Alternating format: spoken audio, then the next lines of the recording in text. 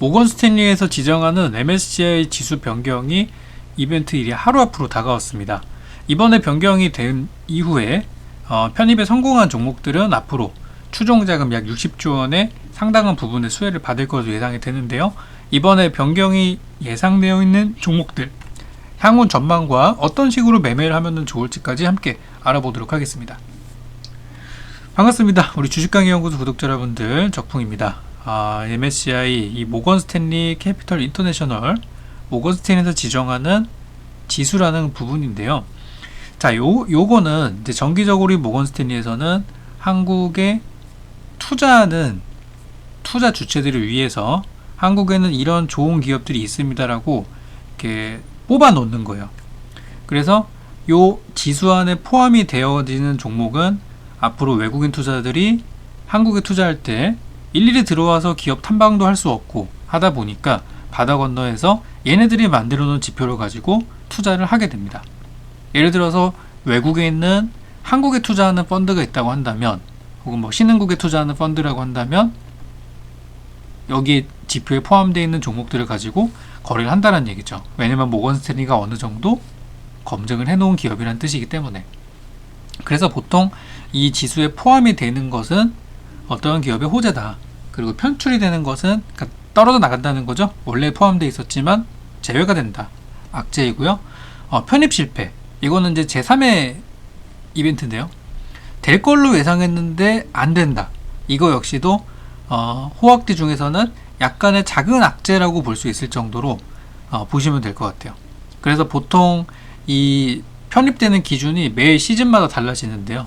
요번 분기 같은 경우는 시가총액 커트라인이 한 3조 4천억 정도는 돼야 편입 가능할 거라고 얘기들이 나오고 있고, 유통 가능 주식이 한 15% 이상 정도는 돼야지 여기는 편입이 유력하다라고 하고 있어요. 그래서 매년 2월, 5월, 8월, 11월에 이제 리뷰를 하게 되는데, 리뷰라는 거는 이제 종목 교체를 한다는 얘기예요. 그래서 기존에 있던 종목들을 그대로 가져가는 경우도 있고요. 또 새로운 조건에 부합돼서 들어가는 종목과 기준 제외돼서 빠지는 종목들이 있어요. 그래서 이제 이번에 나오는 내용들을 보니까 11월 MSCI 반기 리뷰 편입 제외 예상 종목이 신규 편입이 예상되는 종목은 SK 바이오팜, 그리고 SK 케미칼, 두산중공업, 한미사이언스 라는 종목들이 있고요. 원래 여기 제넥신도 있었는데 제넥신이 최근에 주가가 좀 빠지다 보니까 시가총액 커트라인에서 지금 내려온 상태예요. 이게 정확하게 몇 날 며칠을 기준으로 이 시가총액 커트라인을 설정하진 않습니다. 요거는 랜덤하게 그 전달에 랜덤하게 찍어가지고 아무나 딱 찍었는데 그때 만약에 커트라인 넘어갔다라고 하면은 오케이 되는 거고, 만약에 그게 안 된다라고 그러면은 이제 편입이 되지 못하는 거죠. 그래서 현재까지 나와 있는 자료들을 보면 SK바이오팜, SK케미칼, 두산중공업, 한미사이언스 정도가 편입될 것이다 라고 하고 있고, 근데 편입 가능성이 좀 나오고 있죠. 아무래도 시가총액의 흐름과 시가총액의 이제 사이즈와 그리고 현재 주가의 방향성, 이런 것들이 이제 적용이 돼서 이제 가능성, 파서빌리티까지 나와 있는 상태입니다. 그리고 이제 제외가 될 것으로 예상되는 종목은 포스코 인터내셔널, 오뚜기, 롯데지주, 한국가스공사, 현대, 대우조선해양 정도 종목이 되겠고요. 딱 봐도 좀 뭔가 최근에 떠오르는 종목과 최근에 많이 하락하는 종목들이 섞여 있는 것 같아요. 자, 그러면 여기에 포함되어 있는 종목을 보유하신 분들은 어떻게 매매를 하면 좋을지 보도록 할 텐데요. 일단 결론부터 먼저 정리를 해드리면은, 이 편입된다는 내용은 호재이고 제외된다는 건 악재이기 때문에 우리 주식의 기본이 뭐죠? 바로 악재에 사서 호재에 판다라는 거를 꼭 기억하셔야 돼요. 그러면 보통 이 대형 호재와 악재는 우리가 미리 알고 있잖아요.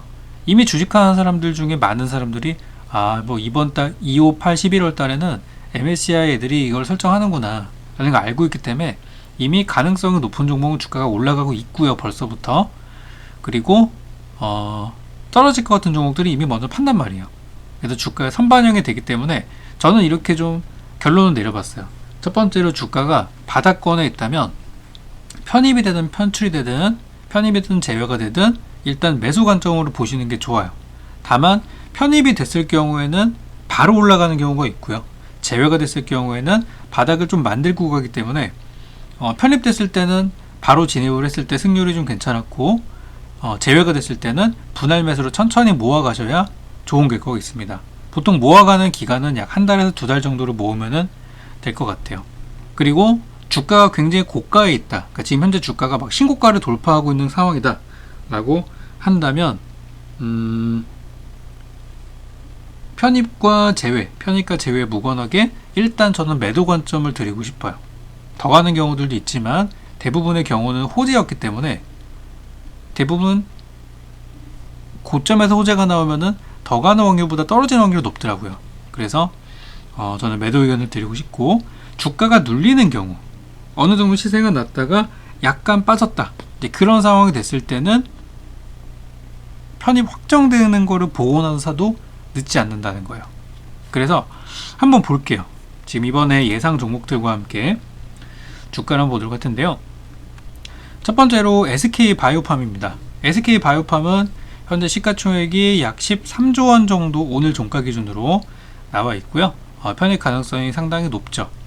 그래서 이제 이 종목 같은 경우는 지금 주가가 처음 상장하고 쭉쭉쭉 갔다가 하락해서 바닥을 치고 올라오고 있는 그런 모습이에요. 자, 그러면 이 종목이 지금 여기가 고점인가요? 제 눈에는 고점이 여기로 보입니다. 그죠? 바닥은 뭐 여기 아니면 이런 데가 바닥이 되겠죠? 그럼 현재 가격대를 봤을 때 이거는 고점이라고 보기는 힘들어요. 그렇기 때문에 만약에 저는 SK바이오팜이 이번에 편입이 성공적으로 된다면 주가는 장기적으로 우상향 한다라고 보고 있어요. 이런 종목들은. 그래서 결론이 나오면 좋은 거고, 만약에 편입이 안 될 수도 있어요. 뭐 다른 어떠한 조건에 의해서 편입이 되지 않는다, 그렇다고 한다면 약간 빠지는 경우는 있겠지만 어쨌든 현재 구간은 저는 그래도 괜찮다고 봐요. 긍정적으로 보고 있기 때문에 이런 경우는 오히려 편입이 더 주가에 날개를 달아줄 가능성이 크다는 거죠. 그렇다면 SK케미칼 한번 볼까요? SK케미칼의 경우는 지난 신고가가 46만 6천 원인데 거의 다 왔어요. 주당 만원만 올라가면 신고가예요. 그럼 이런 상황에서는 어찌 보면 좋을까? 이미 SK케미칼은 최근에 코로나 백신이라는 재료, 거기다가 MSCI 지수 편입이라는 재료가 이미 예전부터 나와 있었기 때문에 주가는 벌써 상당한 반영이 되어 있는 중이에요. 그럼 이런 경우는 오를 확률보다는 약간 조정받고 간다던가, 아니면 그날을 기점으로 해서 한동안 시원하게 뺐다 갈 가능성이 높기 때문에 이런 경우는 저는 매도 관점으로 봐요. 차익 실현 관점으로. 어차피 지금 보유하신 분들 중에 손해보신 분들은 거의 없으시잖아요. 여기 46만원대 들어가신 분이 아니시라면은 대부분 수익이시기 때문에 이럴 때는 좀 팔고 가는 것도 괜찮다는 얘기죠. 그리고 이제 다음으로는 두산중공업이 있죠. 두산중공업 최근에 풍력 얘기 좀 나오면서 주가가 잘 가고 있습니다. 자, 요 녀석도 보니까 이미 신고가에 얼마 안 남은 상태, 상당히 주가가 많이 올라온 모습이에요. 월봉 차트로 보니까 흐름들이 그렇게 요번에 가다가 약간의 밀리는 흐름이 있을 수 있지만 그래도 또 가겠구나 라는 생각이 들어요. 그래서 저라면은 만약에 편입이 된다라고 하면은 그 기세로 살짝 올라갔을 때 차익 실현하고 밀릴 때 다시 산다던가, 어차피 이 종목에 대해서 나는 한 3, 4년 장기 투자를 봅니다 라고 하시면은 그렇게 신경 쓰실 필요는 없지만, 단기적으로 좀 주식을 비중을 늘렸다 줄였다 하시는 분들 같은 경우는 이번에 오히려 편입을 매도 시점으로 보시는 게 좋다는 거예요. 이런 경우는. 그리고 다음으로 이제 한미사이언스의 경우에는 현재 편입 가능성이 점점 낮아지고 있는 그런 상태인데, 시가총액 커트라인은 아직은 괜찮아요. 자, 근데 주가가 더 내려가고 있으니까요. 근데 이런 경우를 봤을 때는 주가가 이미 올랐다가 약간 조정받는 구간이에요. 한 두 달, 세 달 정도 조정 횡보를 하고 있는 상태이죠. 자, 이런 경우는 아까 제가 뭐라고 그랬죠? 편입 여부를 확인하고 사도 된다. 확인하고 사는 게 좋다. 그러니까 아직 결정이 안 됐기 때문에 편입이 됐다고 해서 갑자기 급등이 막 상한가 가고 그러진 않아요. 충분히 여러분들이 거래할 수 있는 기회는 줄 거기 때문에 편입 여부를 확인하고 사시는 게 좋겠습니다. 편입이 안 된다라 그러면은 좀 기다렸다 사는 게 좋겠죠. 한동안 좀 내버려뒀다가. 자, 그리고 이번에 제외되는 종목을 보니까 포스코 인터내셔널이라는 종목이 있어요. 자, 포스코 인터내셔널이라는 종목입니다. 주가를 보니까요, 이 종목은 거의 근데 시가총액 기준도 1조 6천억대로 완전 쪼그라드는 상태이고 주가는 저점이에요. 그죠? 완전 바닥은 아닙니다만 상당한 저점이라고 할 수 있어요. 그죠? 자, 그러면 이 종목은 이번에 제외가 거의 유력한 종목인데, 이미 그런 내용들 때문에 주가가 상당히 많이 빠져있다고 할 수 있고요. 특히 이번에 실적을 나왔는데 실적이 전년 동기 대비해서 약 34% 정도가 줄었다고 하면서 실적이 굉장히 안 좋게 나온 그런 상황입니다. 그렇다면 이 회사는 주가가 제외가 되면 앞으로 어떤 흐름을 보여줄까? 저의 전망이지만 조금 하락은 나올 수 있지만 말씀드린 대로 한 달에서 두 달 정도를 모아간다면 충분히 수익으로 나올 수 있는 구간이 있을 거예요. 포스코 인터내셔널은. 그리고 오뚜기의 경우도 이미 편입 제외가 될 것을 조짐을 예상을 했는지 주가가 이미 벌써부터 빠지고 있어요. 그렇기 때문에 이렇게 이미 주가가 상당히 반영된 경우는 편입 제외가 된다 하더라도 약 한두 달 정도의 바닥을 거치고 올라가기 마련이기 때문에 역시 결정이 되었다 하더라도 너무 상심하지 마시고, 이런 종목을 투자하시는 분들은 기본적으로 장기 투자하시는 분들이 많으시단 말이에요. 그렇기 때문에 하시던 대로 전 들고 가시면 된다라고 봐요. 그럼 이번에 이제 그런 악재를 한번 딛고 주가가 살아나게 된다면 더 이상 이제 두려울 게 없는 거죠. 어려운 일을 한번 고비를 넘어간 거기 때문에 오히려 그 다음부터는 어떤 호재거리만 하나 붙어준다면 오히려 전화위복이 돼서 갈 수 있어요. 나름 한때 잘 나갔을 때는 146만원까지 갔던 종목이기도 하니까요. 다만 요즘에 이제 인기 업종이 아니다 보니까, 미래산업이 아니다 보니까 좀 약한 건 사실이죠. 그리고 이제 롯데지주의 경우도 주가가 하염없이 내려가고 있습니다. 그죠? 이번에 이제 재편입 제외가 예상되어 있는 종목인데요. 이미 주가는 상당히 반영되어 있는 걸로 보입니다. 그래서 이번에 편입 제외가 된다 하더라도 주가 타격은 크게 없을 거예요. 자, 그렇다면 제가 왜 이렇게 전략을 정해 드리는지에 대해서 그 근거를 말씀을 드리자면 바로 이 전분기에 있었던 걸 한번 보고 싶어요. 지난 8월 달의 결과가 어떻게 되었는지 찾아보겠습니다. 자, 이게 바로 지난 8월 달과 5월 달에 이 편입과 제외된 종목들인데요. 하나씩 주가를 살펴보시면 일단 8월 달에 편입된 종목을 한번 찾아볼게요. 이 변경이 8월 중순에 있었으니까 주가는 9월 달부터 적용이 됐고요. 자, 시젠과 알테오젠과 신풍제약은 편입 종목인데요. 한번 보겠습니다. 8월 중순 대비 주가는 어떻게 되었는가? 시젠의 경우를 한번 보겠습니다. 8월 중순이면 바로 이 주봉 차트입니다. 주봉이 될 텐데요.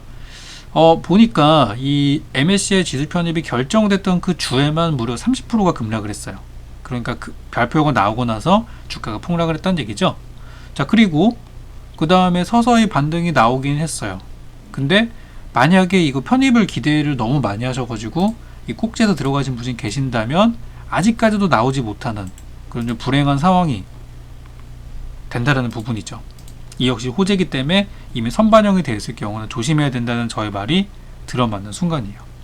마찬가지로 알테오젠도 이번 8월 달에 결과가 나왔습니다. 근데 얘는 결과가 나오는 8월 중순 전에 이미 약간의 조정을 주어 놓은 상태이기 때문에 오히려 결과가 나오고 나서 살짝 반등을 주었어요. 하지만 약간 주가가 고점인 탓인지 그 이후로는 힘을 내지 못하고 결국 하락으로 진행이 되고 있는 중입니다.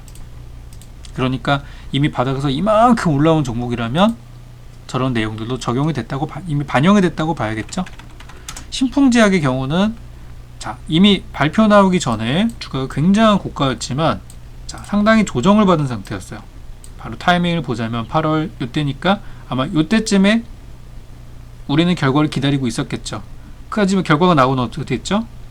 이미 조정을 받아놓은 상태이기 때문에 더 밀리지 않고 쭉쭉쭉 올라갈 수가 있었어요.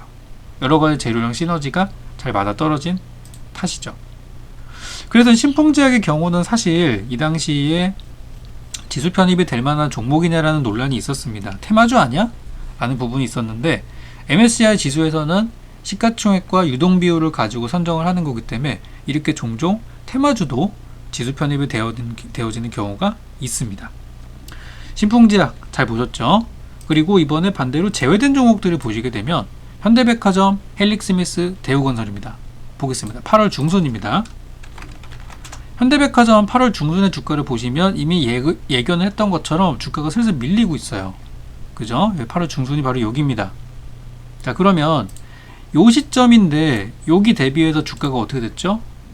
한 두 달 정도 모아가니까 수익 구간이 발생하더라라는 거예요.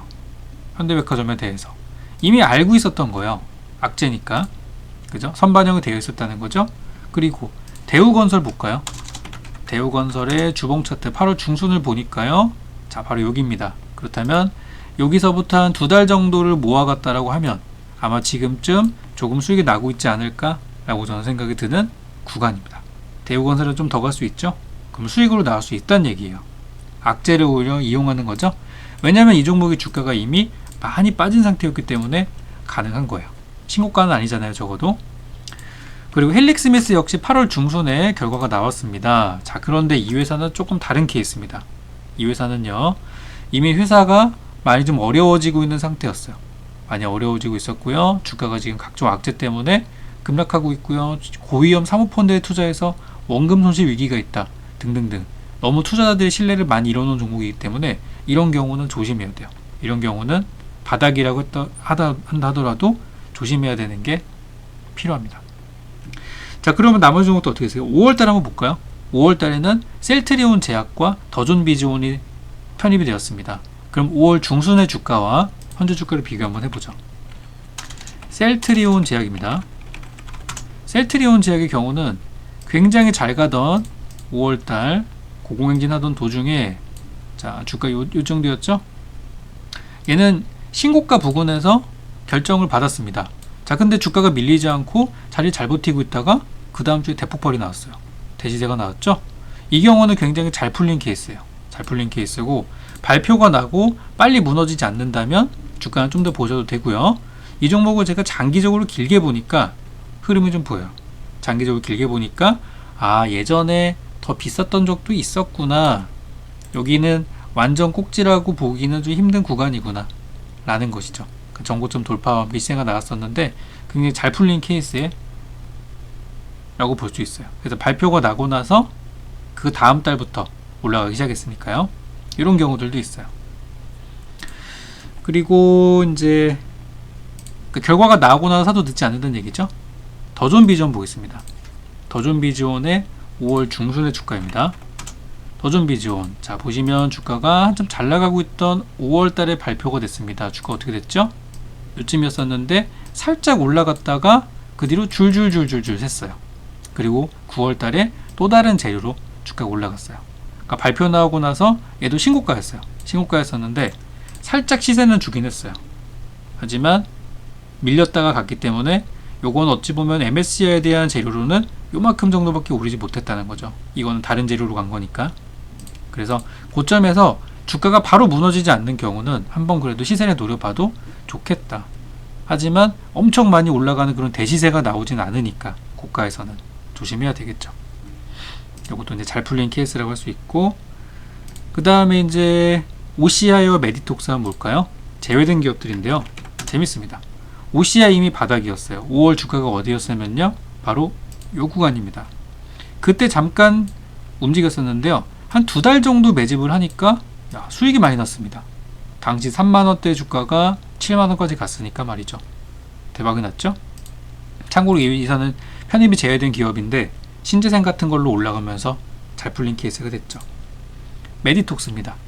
메디톡스의 5월 중순의 주가를 보시게 되면 이미 바닥이에요. 이미 바닥을 치고 있었기 때문에 한 2달 정도 모아갔다라고 쳤으면 대략 평단가 15만원 정도 기준으로 봤을 때 거의 뭐 24만원, 5만원까지 갔으니까 이 정도도 굉장히 좋은 수익이 날 수 있었죠. 전화위복이 된 케이스라고 할 수 있습니다. 다음으로 ACDC 현대산업개발, 자, 이 경우도 이미 5월달에 주가가 바닥을 치고 살짝 올라오고 있었는데 고가주라고 하긴 힘들겠죠. 한 2달 정도를 모아갔다라고 하면 주가는 조금 수익이 났을 것 같아요. 지금도 본전 정도는 지키고 있겠네요. 다음은 KCC입니다. KCC의 5월 중순의 주가는 이미 바닥을 기고 있습니다. 이미 제외가 될 것을 알고 있었다는 거겠죠. 그리고 한 2달 정도를 모아갔다라고 치면 약간의 수익이 나고 있는 정도, 10% 이상은 나왔겠는데요. 자, 여기서 이제 알 수 있는 것들은 편입 제외가 된 종목이라고 해서 무조건 악재가 되니까 도망간다, 그런 것보다는 오히려 이렇게 기회가 될 수 있다는 거예요. 하나생명 역시도 5월달 중순에 발표돼서 한 2달 정도를 모아갔다면 지금 조금 수익이 나고 있을 것 같죠? 그죠? 그래서 요번에 이제 반기 편입되는 결과는 이제 내일 아침 여러분들이 보시게 될 텐데요. 그 결과에 따라서 편입됐다고 너무 좋아하실 필요도 없고 제외됐다고 속상하실 필요도 없는 거니까 한번 여기서 새로운 전략들을 세워서 잘 빠져나오시고 또 좋은 종목들 교체하셨으면 좋겠습니다. 자, 오늘 영상은 여기까지입니다. 여러분들 영상 보시고 나신 뒤에는 항상 좋아요, 그리고 처음 오신 분들은 구독 버튼 많이 눌러주시면 영상 만드는데 굉장히 도움이 많이 되고 있고요. 댓글 통해서 여러분들의 의견 항상 보고 있습니다. 좋은 의견, 나쁜 의견 주신다면 다음 영상 만드는데 꼭 반영하도록 할게요. 제가 운영하고 있는 어플 주식 용어 사전과 또 제가 운영하고 있는 카톡방까지 요 하단부를 보시면은 확인하실 수 있고요. 저희 방송 시간 이외에도 여러분과 같이 소통 원하니까요. 이쪽을 통해서 좋은 내용도 같이 공유해 봤으면 좋겠습니다. 감사합니다.